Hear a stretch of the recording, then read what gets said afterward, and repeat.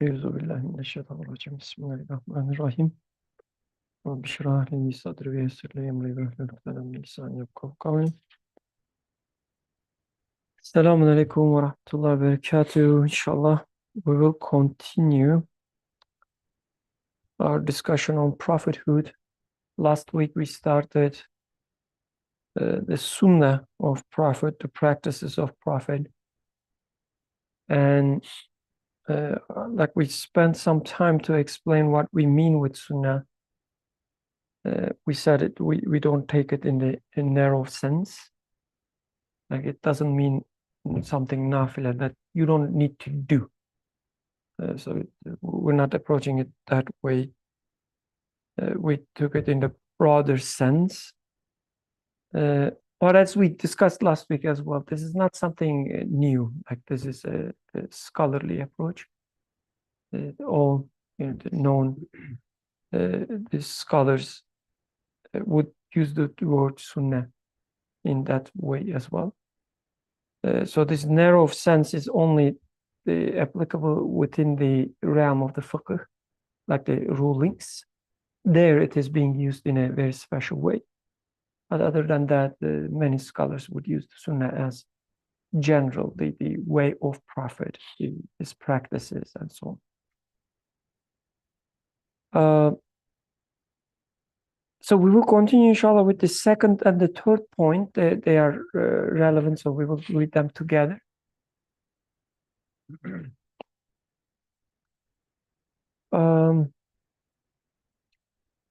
Let's start reading. We don't have much time anyway. So the text will be very straightforward. Before we start reading, maybe as usual, the roadmap. The text is straightforward. There's no complications there. So in the second point, he will start with excerpt or the saying from Imam Rabbani, and it will be about the comparison between different spiritual paths. And Imam Rabbani will say, the highest rank goes to those who made the following of the Prophet's practices the basis of their way. But there are multiple ways in the spiritual the journey. The best one is the one that follows the Prophet's practice. Okay, that's the beginning part. And then in this third point, he will say something very similar by reflecting on his own life. He would say, when I adhere to the path of the Prophet, I realized that what Imam Rabbani said was right. That's the flow of the text that we will read. Who wants to read the text? We have second and the third point, so we can distribute it between two people. Both of them are very short. Maybe one from ladies. Erin, it's been a while we haven't been reading. Assalamu alaikum. Second point. Imam Rabbani Ahmed Faruqi, may God be pleased with him, said, I saw while traversing the degrees in my spiritual journeying that the ranks of the saints that were most brilliant, splendid, subtle, and sound were those who made following the Prophet's practices, upon whom be peace, the basis of their way. Even ordinary saints of those ranks appeared more splendid than the highest saints of the other. Yes, Imam Rabbani, the regenerator of the second millennium, may God be pleased with him, speaks the truth. One who takes the Prophet's practices, upon whom be peace, as his guiding principles, rises to the station of being beloved of God under the shadow of God's beloved, upon whom be peace. And for the third point, Qadir, would you like to read it?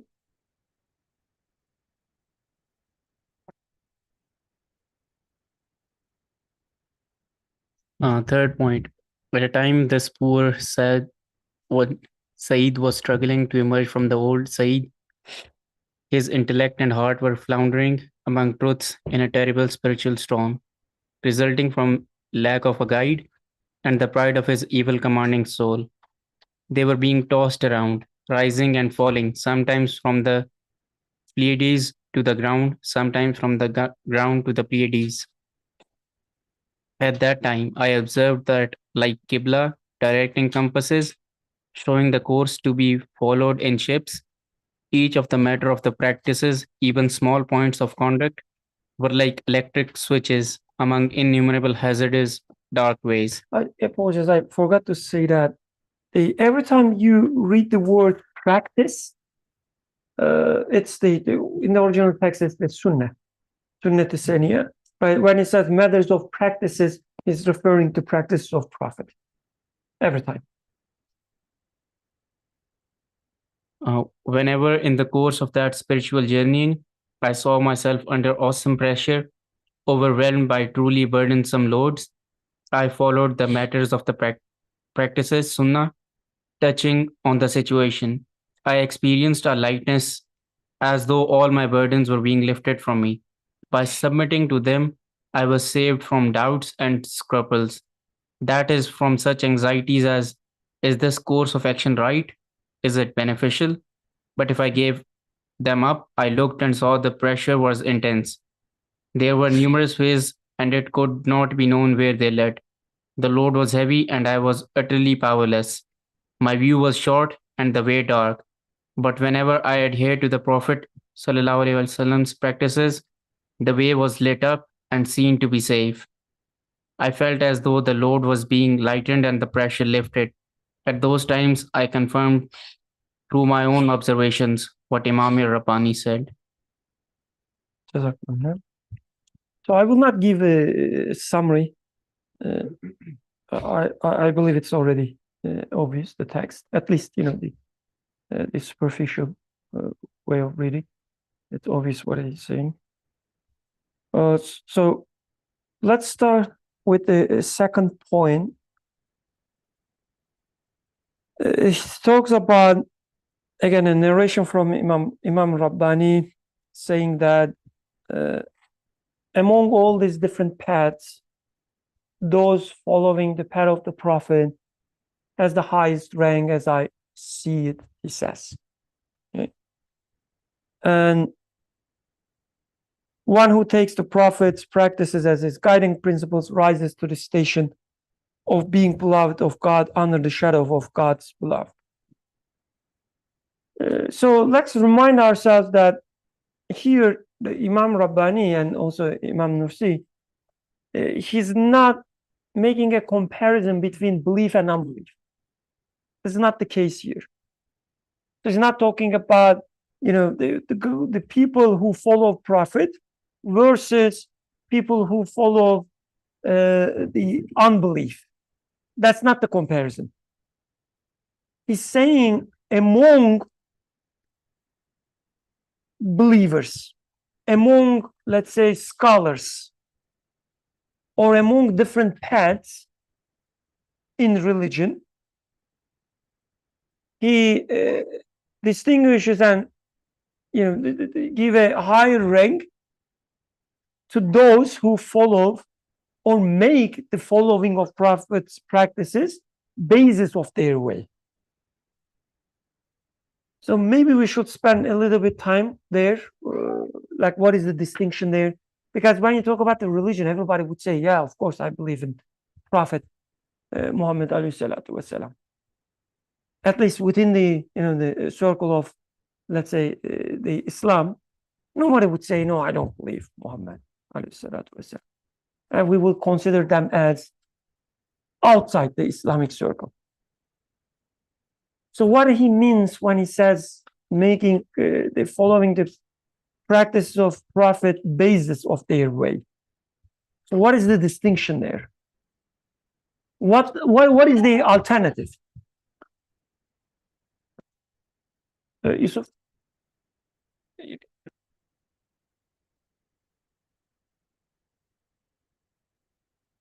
I think in here we should also ask the question, why he is referring to this Imam Rabbani, who he is. Probably it's going to open up the topic a little bit. Imam Rabbani is one of the biggest Imams of Naqshbandi order. And Naqshbandis are one of the major Sufi orders.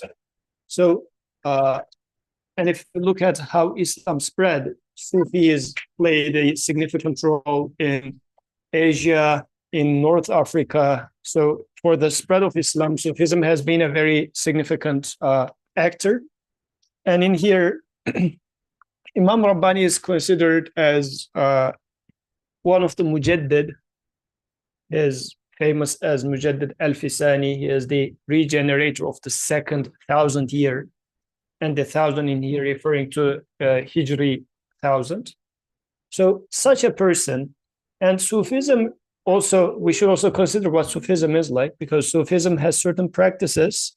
Some of them are not explicitly taken or very clearly taken from Sunnah.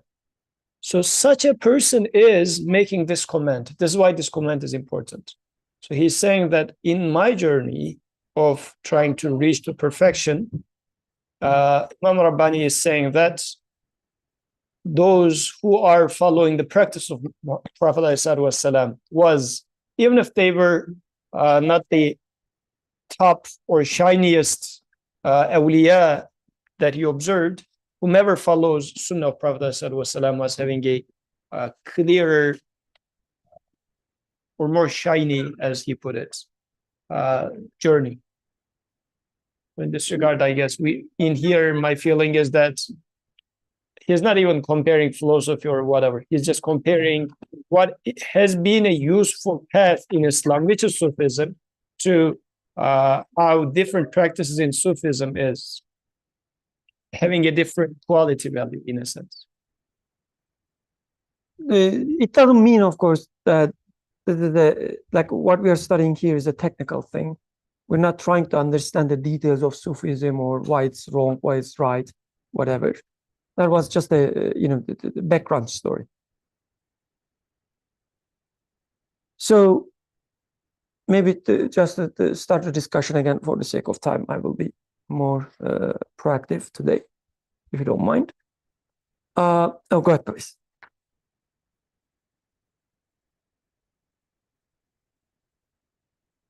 So you were asking about what's the alternative, right? Yeah, what is the alternative?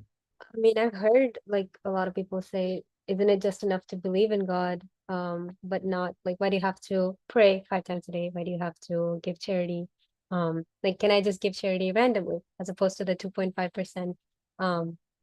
Like, not really thinking about practicing in terms of how the Prophet did, but internally thinking, because I think I've heard people say like, if the goal is to get to know God and worship God, then like, why does it, I've had someone tell me like there are different paths. So there's always this question of why the Prophet's path. So this is one, let's say, one extreme. Still, there's a belief in God. The Prophet is usually taken as the message bearer, like the postman in such a way. Yeah, he received the message. He brought us the Quran. May Allah be pleased with him. But that's it. Now it's our turn to understand Quran, to implement it and so on. That's one thing. And this is not I would say, marginal thinking, especially nowadays. It's becoming even more popular, widespread in Islamic geographies. Like, I'm not talking about, the Western and so on communities. So that's one thing. That's one extreme. Even when we take a prophet as prophet, saying that, okay, he was a role model and so on, it is very common also that reducing the sunnah of the prophet or the practices of prophet to be very limited. Like saying that only that and that should be followed. The rest was his own choice. We are not, we shouldn't care about them even, right? We shouldn't even consider them. whether he did this or that at that time or such an event, who cares? There are a few things that he consistently did, and he explicitly said people should do it. Other than that, it's not our business. There's another such, the approach. They would say, the Sunnah of Prophet would include only 5 things, 10 things, 20 things, 50 things, doesn't matter. But they're very limited. That's another option there. Another thing is that, so the belief in Prophet as an abstract thing is in the minds of almost every, the Muslim, that's for sure. But the question is whether belief in Prophet and the Prophet's practices are relevant to our lives or not. So when it comes to this question, I guess this forking starts. Okay, everybody would say, yes, he's the Prophet, his practices are important, but, right? So different buts. So his life becomes irrelevant to our lives. That's, I guess, the summary, and this is very common. Even when, again, these are maybe the easy examples. Things become even more intricate, blurry, let's say, when we talk about the scholars and the ways of scholars. We see, for instance, certain scholars would focus on, let's say, things other than, how things apply to their lives and so on. But one example, for instance, the linguistic structure of the Quran, right? That would be his way, their way. They would spend their life on understanding the grammar of Quran, which is good. I mean, we're not saying that is good or bad. There's something, needs to be done anyway. But they would base their path, let's say, on that. All their students would be also studying just the grammar of Quran, understanding the linguistic miracle of Quran. Right? So that's another thing, for instance. Where is the focus? Another path we see, again, among scholars and so on, they would put emphasis on, let's say, on the intellect. They would say our job is to reform what we learned from previous generations or even from the Prophet, reform it, make it more applicable to this modern world, whatever it means. And they would focus and base their life and their studies and so on that. All their students, all their followers would do that as well, right? So still within the circle of Islam, still they would say, yeah, of course I believe in Prophet. They would narrate hadith from prophets and so on, but they wouldn't be their focus. Okay? So you want to say something? Yeah, please. So when you were describing like the first time, do we accept everything in this, or like is there a limit of sunnah? Like for example, I remember as a kid, like my mother would tell me to eat like a certain vegetable, pumpkin, and she would used to say like the Prophet liked it, but I've never liked that food. But where do you draw the line? Like, is that considered sunnah as well? Like, how do you say like this part of the Prophet's life is sunnah and this is not? So how do you go by doing that? I will stop if someone has, good answer to that. I don't have very good, clear answer, so I'm taking my bread. Yeah, you can start. So I think in this context, what I am saying more is, am I interested in benefiting from prophetic example?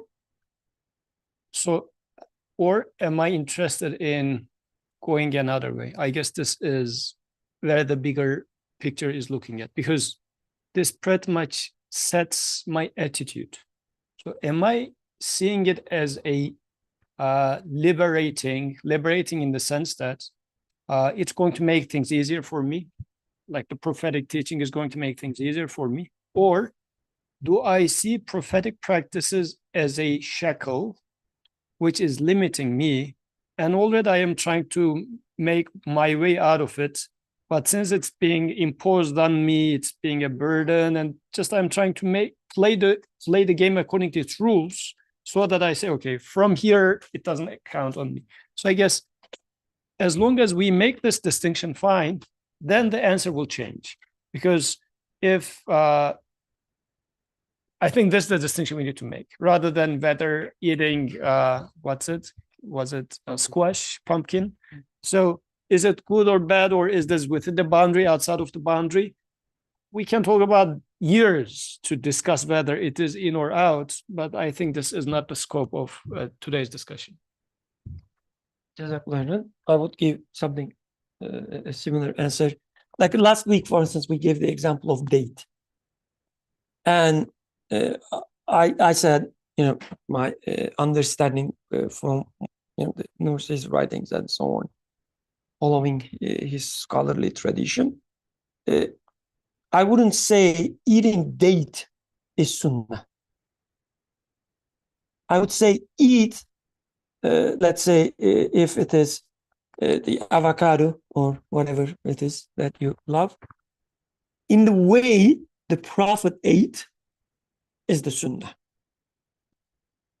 But again, right now, the point is not, what is considered to be sunnah, what is not considered sunnah. Should I follow this? Do I have to follow this, and so on? This is not the topic. The topic is how we define Prophet and how we define his practices and where we locate ourselves. Like all these examples I gave, for instance, when we see somebody says the Prophet brought the message and that's our business now, it's locating yourself very distant from the Prophet. Prophet is not in your life. But when we read the Nursi's writing, we see that he locates himself, like a position himself, to very close to the Prophet. He says, even the tiny matters of action has a meaning that I can benefit, that I can relate, he says. I think that's the distinction. So, yeah, we going back to, the examples. So there are some other traditions, for instance, as Yusuf were alluding implicitly, that they would focus on their entire life to train their nafs, the soul, punishing him or making it, I cannot think the words, I'm sorry, because of the hunger, but, make it suffer and so on. These are not prophetic ways, but they would say, this is good for you to get closer to your creator or to better understand Quran, better understand Prophet and so on. And they have their justification. I'm like, it's like, I don't have any, I'm not in a position to criticize that, right? If you ask me, I would say what they are doing is ahead of what I'm doing. So I would appreciate and respect. But I would also say that, okay, they base their way not, as the author says, the practice is the basis of their way. The prophetic details, let's say, is not the basis of their way. They extracted something out of prophetic life, and they try to, let's say, perfect that. Okay? You can give all the other examples as well. Like another very major mainstream nowadays is the political Islam, right? Seeing Islam as yet another political identity, right? And using it as to establish, let's say, a political power. we see this especially in our Islamic geographies, like the countries.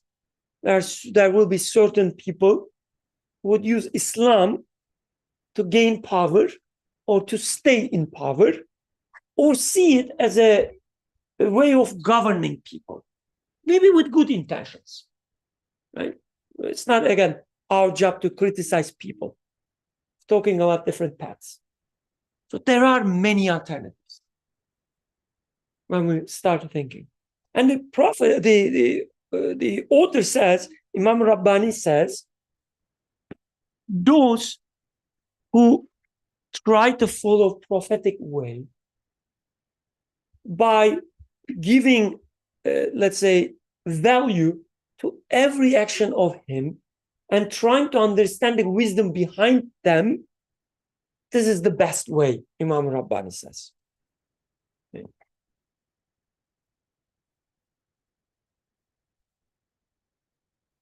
Any comments, questions so far? And to give a small example from Prophet's life about this, so 3 Sahaba comes, young Sahaba, to Prophet, and one of them says, I'm going to fast forever, like from now on every day. Another one says, I'm not going to be together with my wife. What was the third one? You guys know better than me. I stopped reading after that. Okay. So then Prophet says, pray all night. Okay. Yeah, pray all night. So Prophet ﷺ says, I do fast and sometimes I do eat as well. So like I am praying half of night, part of night, I sleep part of night, and I am being together with my wife. So what are you trying to do? Like, are you trying to do? Only because, like, are you not satisfied with this way and something like that? So like in this case, for example, these people are starting from fasting, which is part of Prophet's practice, or praying at night, or like staying away from wives, which Prophet used to do during itikaf times in Ramadan, for instance. So these are practices that Prophet had in his life, but it was not 24/7. It was not always. So the balance was being lost at a certain point. So the Prophet was warning them that you cannot do this. So such is, I think, what's being mentioned in here. Otherwise, what is being mentioned here, as Imam Rabbani is talking about, like him being this Sufi superstar person, like saying that the way Prophet did was way more successful in making you reach the goal. It was his observation.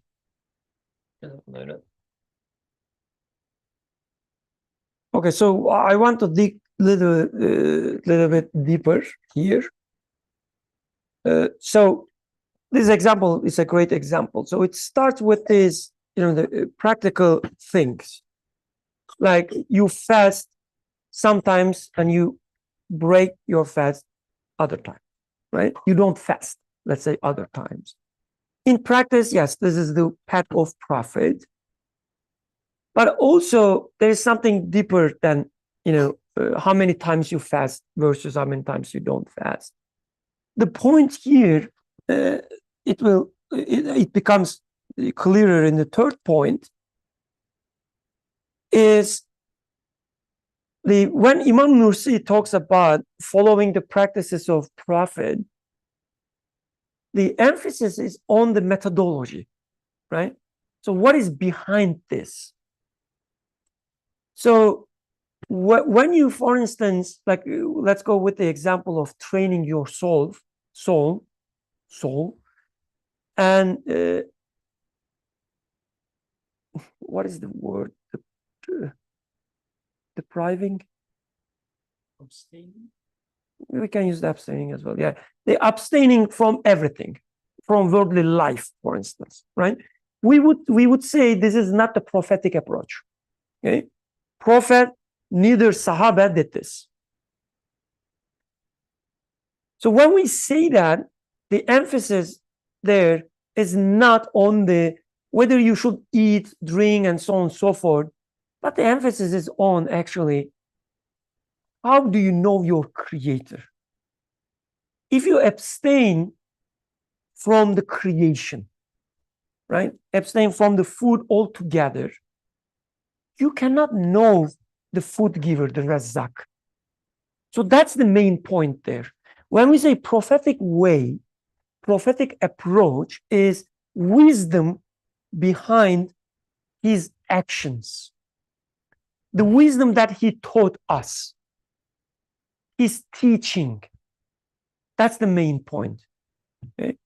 So again, when we say prophetic way, in the example of, for instance, whether we should abstain from the word or not, we say, no, you cannot abstain from the word. This is not prophetic teaching, because in the prophetic teaching, you know about your creator through his artworks. When he tells you eat, you eat, and you know the one who gives you the food. When he tells you to drink, for instance, when he makes you thirsty, you drink water. Because it's you know that from the prophetic teachings, it's a call for you to drink and appreciate the one who gives you the water. That's the prophetic teaching. Okay? And practical manifestation is that sometimes you fast, meaning observe the authorship of the food. You say, this is not my thing.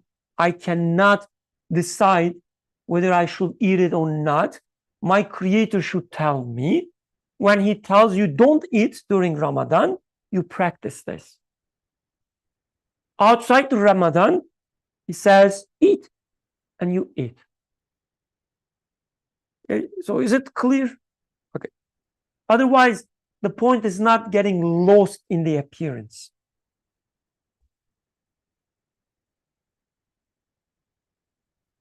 Any comments here?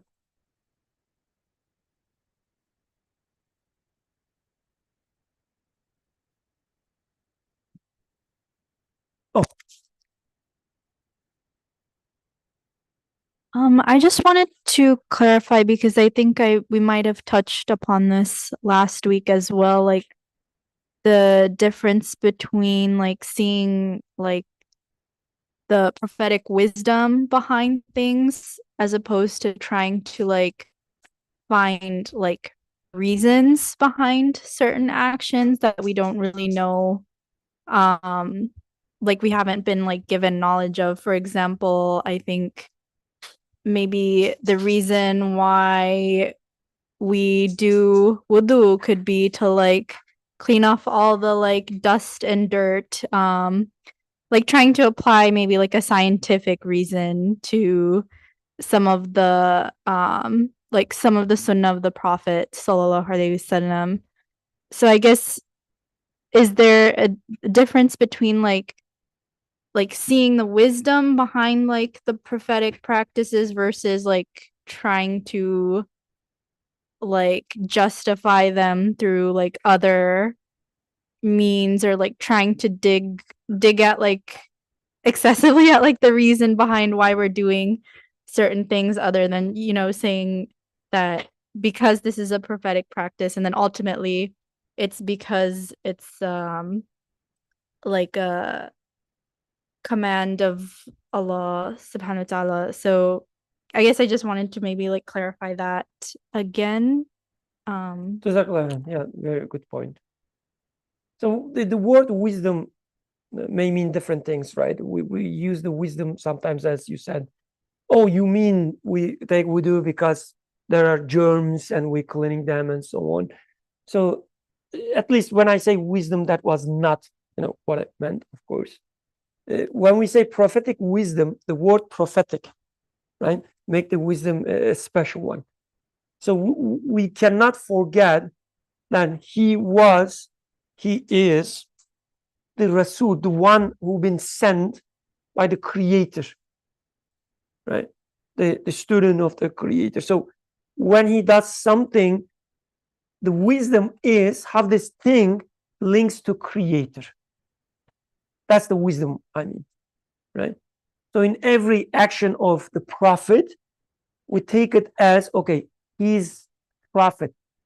He's not the Muhammad of the Arabia. He is the prophet that with this title, I'm trying to understand what he does. Okay? The prophet means showing us how everything in our lives goes back to its own, to true owner. He drinks water in 3 sips, let's say. When I look at it, the prophetic wisdom, the first thing, at least, that we learn is, oh, there is a way, adab, of drinking water. What is the alternative? There is no such way. You can drink as you wish. He says, no, no, no. There is a way. What is the point of 3 verses 2? I have no idea, to be honest, like personally. I'm sure many scholars studied that and they found some, the explanations there. I don't know. For me, the point there is a way of drinking water. Because drinking water is something serious. Drinking water is the practice of my belief, my religion. He used to walk in a certain way. Again, the point is not with what speed. You're not, starting a chronometer and, saying that, okay, I will walk at the same speed. The point is there is a way. He would be humble, for instance. He would walk slow, let's say, in certain times, show humility. Sometimes he would walk fast to show something else. But there's a wisdom and there's a way. Always connecting to his creator. Let's go.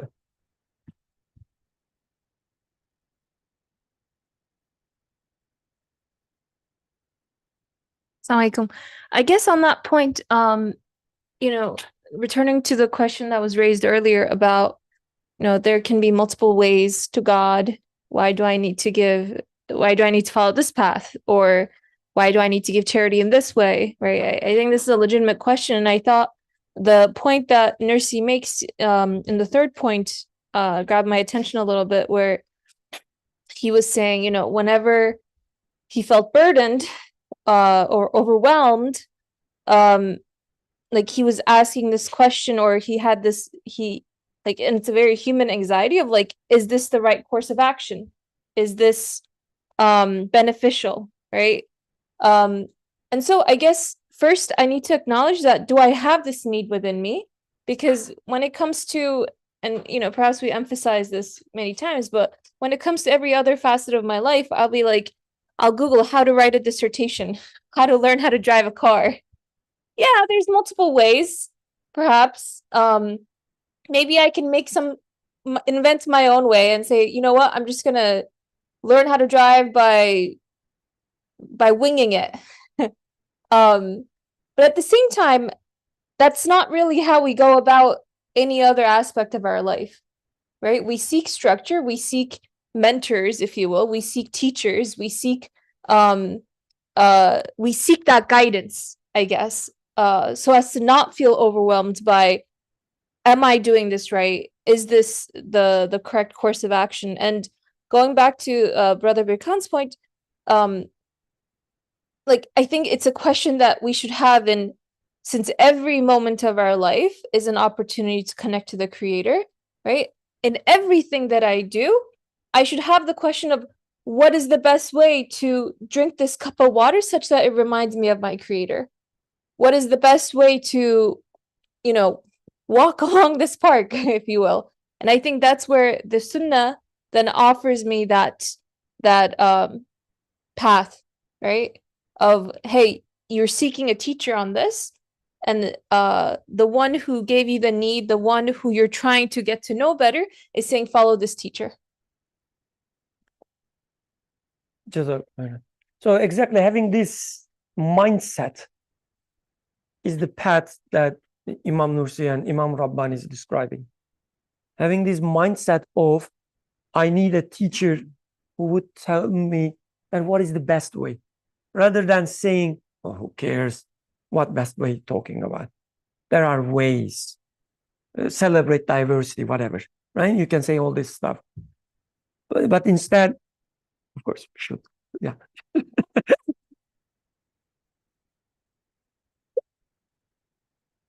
In other occasions, we celebrate diversity for sure.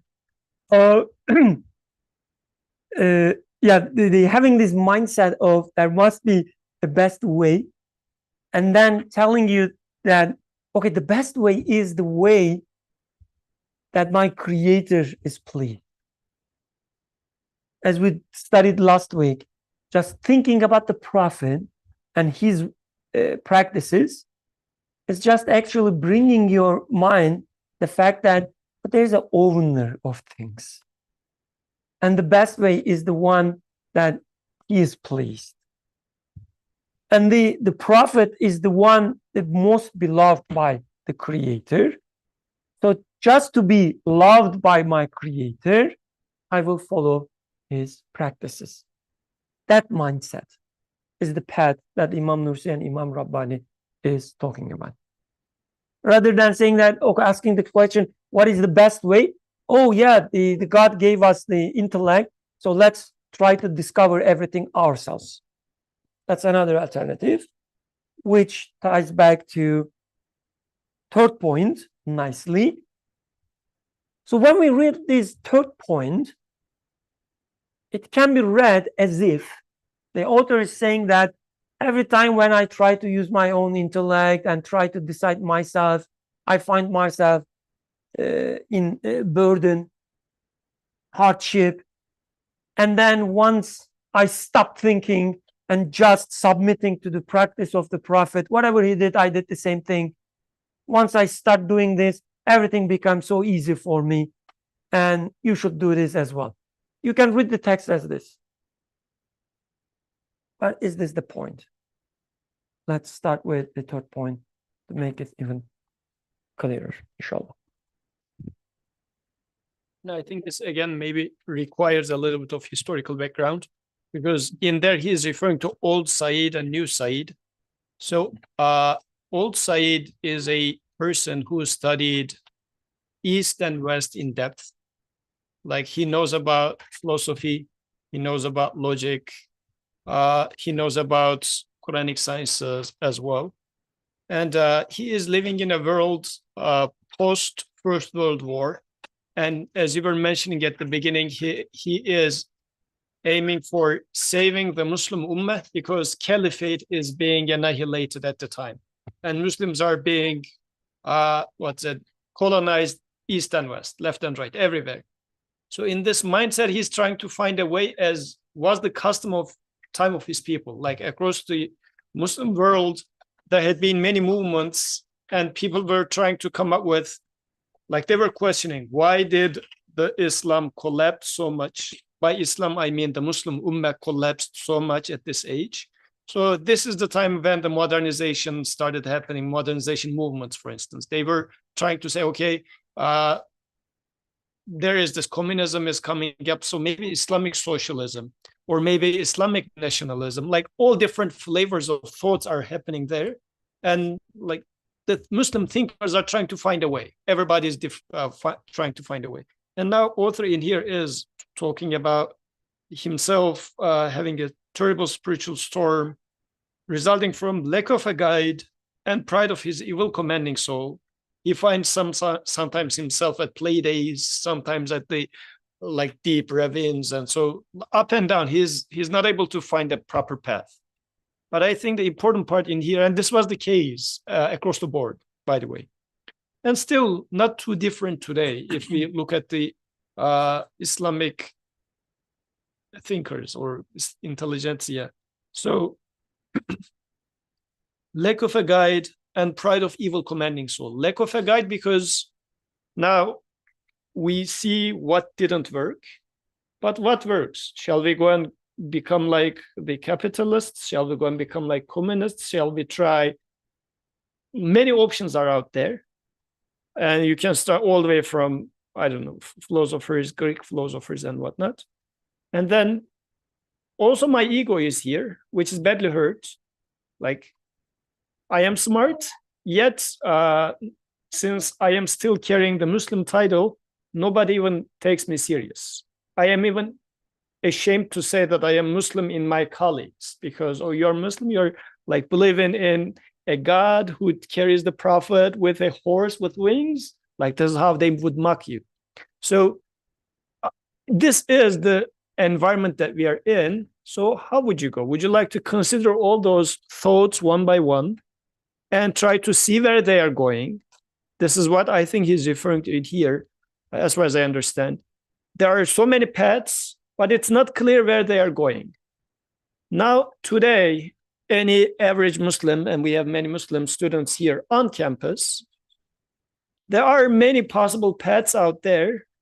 Which one would you like to choose?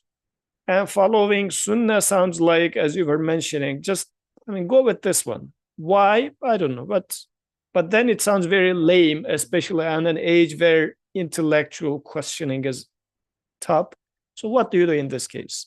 So author was highlighting there's lack of a guide and ego. And I think we are at the same position today. Lack of a guide, yes, so many options out there. And our legacy is not working anymore. Like, for the past 1,000 years, we were not ready for this modern age. Islamic culture we're not ready for this revolution and how to treat it. So lack of a guide is because of this reason. And then my ego doesn't want to accept my legacy either, because I blame them for being here. Like our scholars, past scholars, if they did their job properly, we wouldn't be where we are today. So my ego doesn't accept them either. So I say, well, I'm on my own now. And when we say like all these different options out there, it's very, at least to me, like very solid, the practical. Like, just look at the Friday khutbahs, for instance. What people recommend. We should be best in science. We should be best engineers. We should be best artists and so on. We should show the world what Muslims are. Like this one path, for instance, become the best in these worldly affairs. And this is how ihsan is being interpreted. Exactly. So this is, the one way of understanding things, like the concepts like ihsan, the perfection, right? Or they would say, oh, we are in such a bad position, all these things happening in Gaza and so on, because of our political weakness. We should unite. We should become like a political identity so strong that nobody can, crash. That's another path that people would suggest. And this is not just, just keep this in mind as well. Like, this is the people want us to invest our life on that, to become the best doctor. Invest your life to become the most powerful political entity in this country. Invest your life in this and that and so on and so forth. Different paths are really there. Different truths are really there. And we are struggling. And as Yusuf said, our ego, crashed ego, not helping either. With, this sense of inferiority,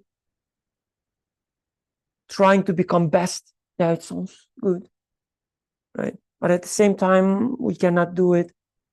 What am I going to do? And so on, all this clash. So we are really in in a position as author describes.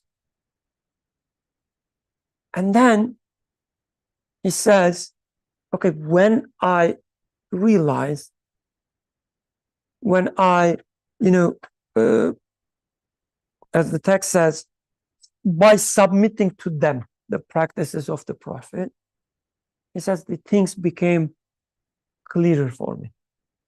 Things become easier for me. The burden was lifted and so on. So let's try to understand what he means by submitting to the practices of the prophet.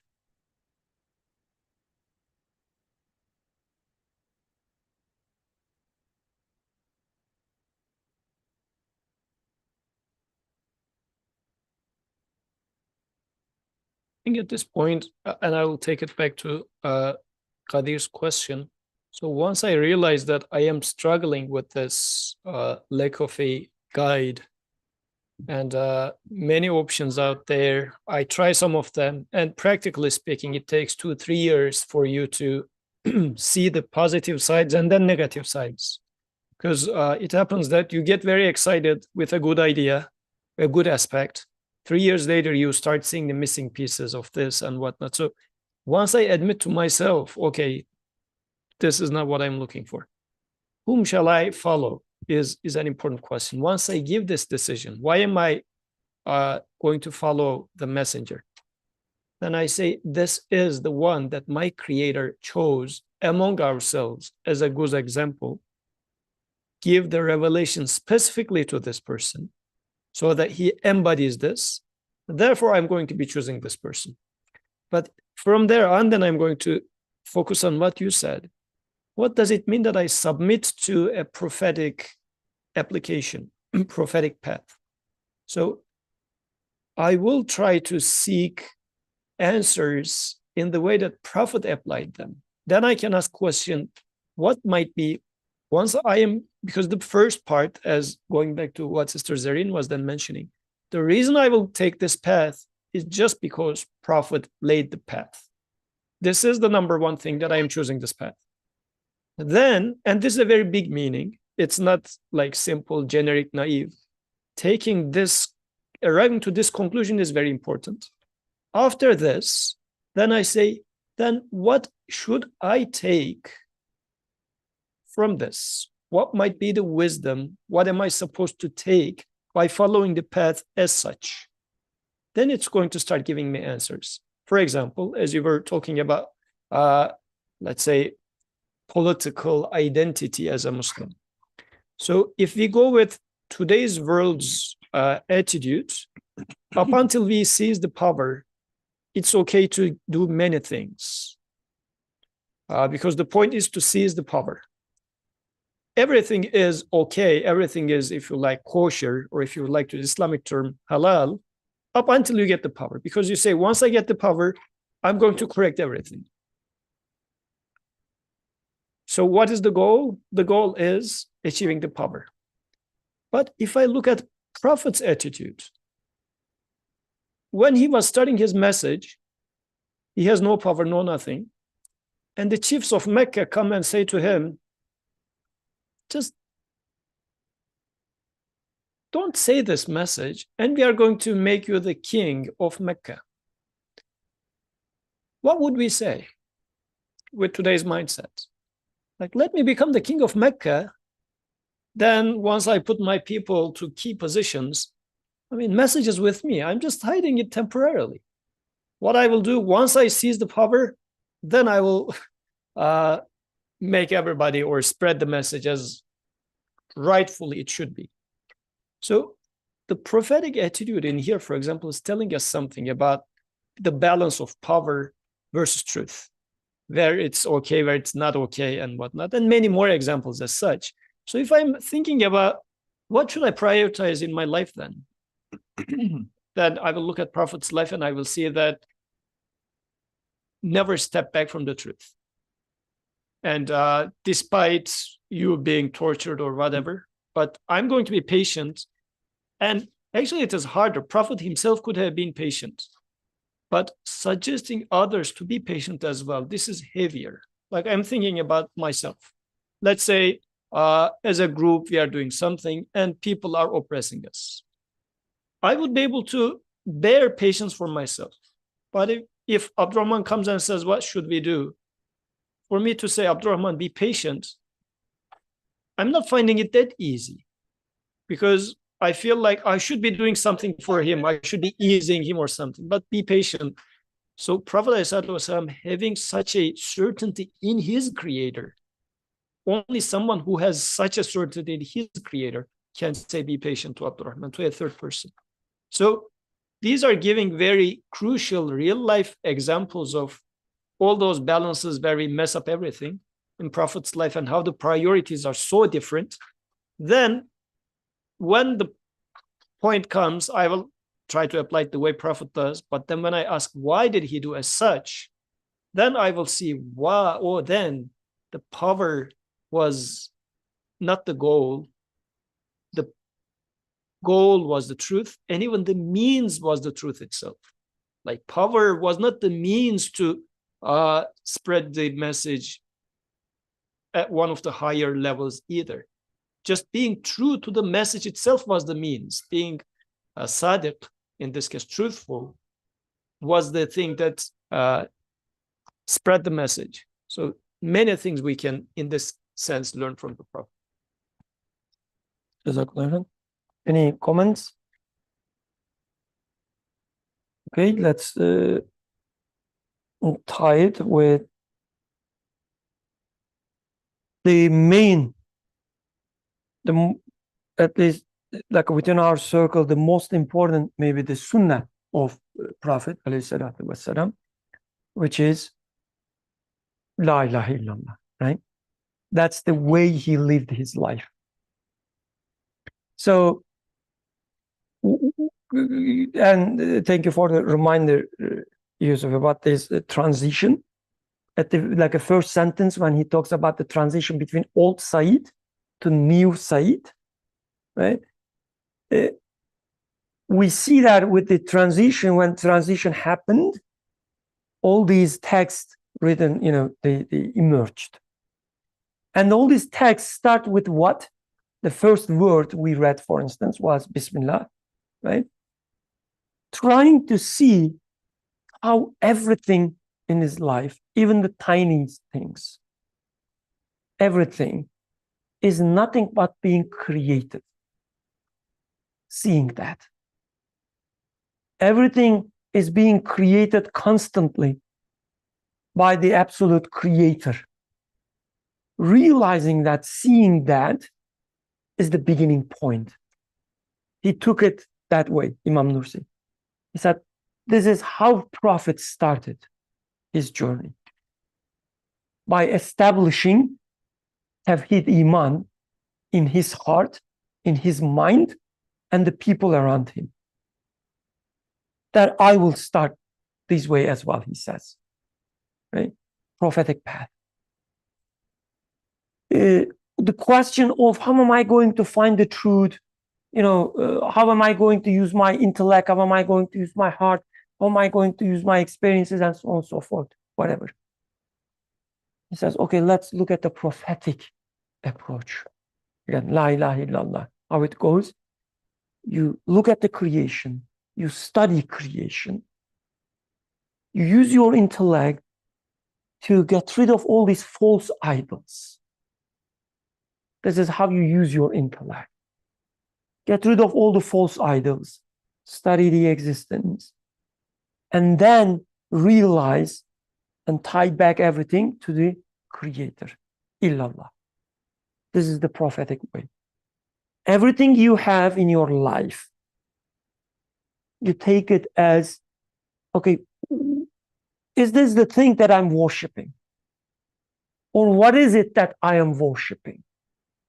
Clear your mind, clear your heart constantly. As Prophet said, renew your iman. That's the prophetic path. Okay? So when in the text, for instance, when he says, at that time I observed that like Qibla direct encompasses, so forth, each of the matters of the practices, the Sunnah to say, each of the matters of the practices, even small points of conduct, the adab, or what he ate, what he didn't eat, and so on and so forth. Like even the tiny details, he says, okay, I will look at it from this lens, La ilaha illallah, what he was trying to achieve there when he did that. What false idols he cleared. How, what he was eating, what he was drinking, and so on and so forth, made his connection with his Creator stronger. That's the prophetic way.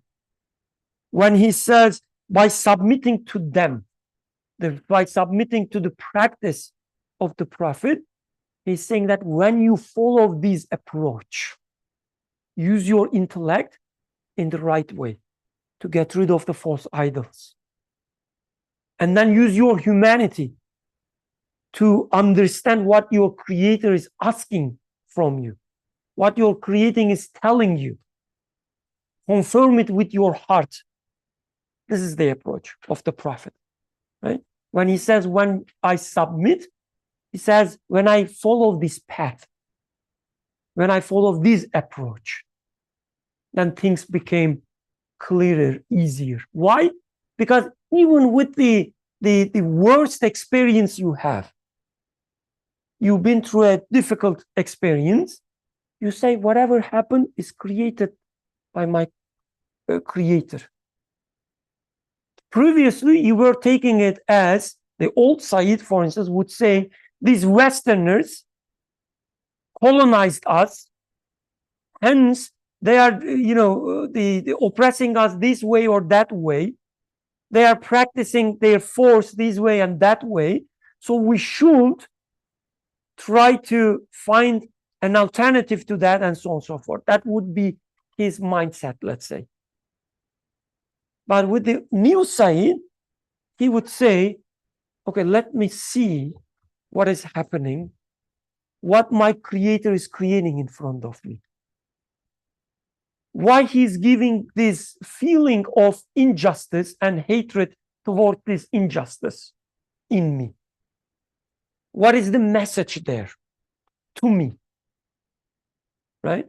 Not from the Western countries, but from my creator. What is the message to me? If my creator wants me to correct something about myself, then I will try to aim for that. If my creator is telling me, go and stop this injustice to practice the justice of creator, I will do that. But for that purpose. Not to fight against, let's say, the Westerners or whatever. Fight against the injustice that my creator doesn't like. How I know that? My creator taught me so. In his Quran, in my feelings, and so on and so forth. That's the prophetic approach, the teaching that he's talking about. And all these practical things that are manifested in the prophet's life, the way he ate, the way he slept, and so on. Always a communication between him and his creator. Even the small actions, the small matters.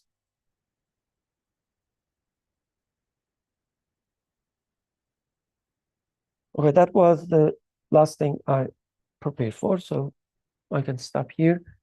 If there are other comments, questions, go ahead, please. So then, can we then say,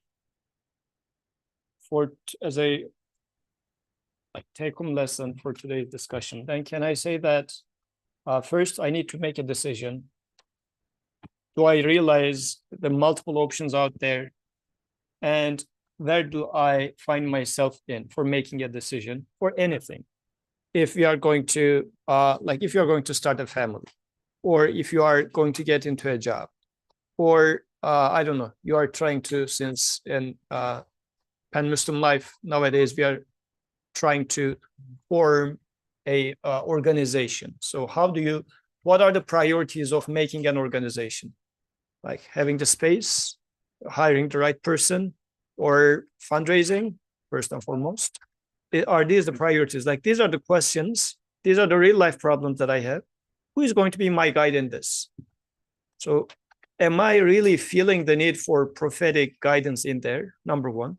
Number two, once I say that, okay, my creator's designated teacher is who I am in need of, then I'll go and see in Prophet's life, what resembles this choice?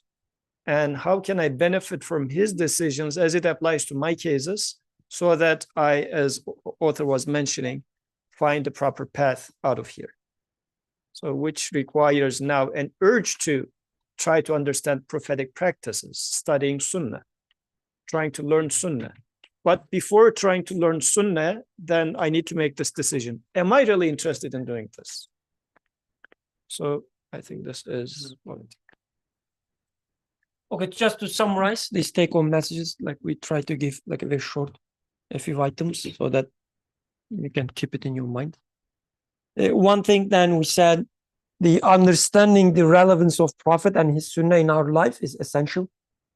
As Yusuf said, with everything in your life, you should ask the question, what are the options and what options am I going to select based on what?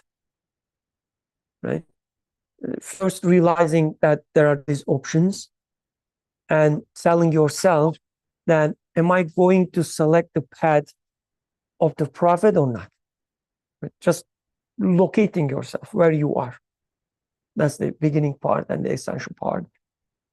And then the second take-home message is the following the Prophet and the practices of Prophet means understanding his method, his teaching, or prophetic wisdom, and applying it in your life, in every part of your life. That's the second take-home message. جزاكم الله خيرا سبحانك لا علم لنا إلا ما علمتنا إنك أنت العليم الحكيم وآخر دعوانا الحمد لله رب العالمين الفاتحة